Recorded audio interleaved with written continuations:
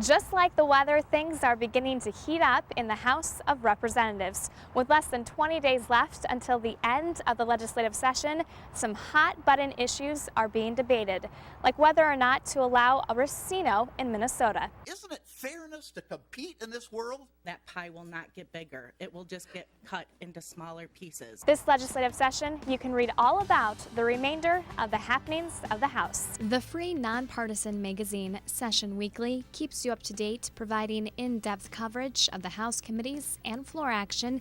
Here's a glimpse of what you can expect from the professional staff of writers, editors, and photographers in this week's edition of Session Weekly. A bill to put a constitutional amendment question on the November 2012 ballot to define marriage as only a union of one man and one woman is making its way through the House.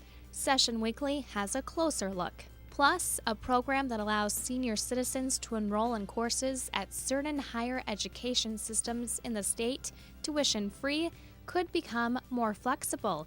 Session Weekly examines this senior student-friendly bill. And although redistricting happens every 10 years, it doesn't get any easier for legislators to agree on district boundaries. Session Weekly Assistant Director and Editor Leanne Schutz has more on a redistricting bill that's on its way to the House floor. People are migrating from rural areas and they're moving to the cities in the suburbs and the exurbs, and with great growth. And then also people are moving from the core cities outwards. Just to give you an example, Scott County is actually one of the fastest growing counties in the nation. And how are you going to split that population up? And then you balance it off over in western Minnesota where the population has decreased. Swift County has lost tremendous amount of population. So that district is definitely going to change too.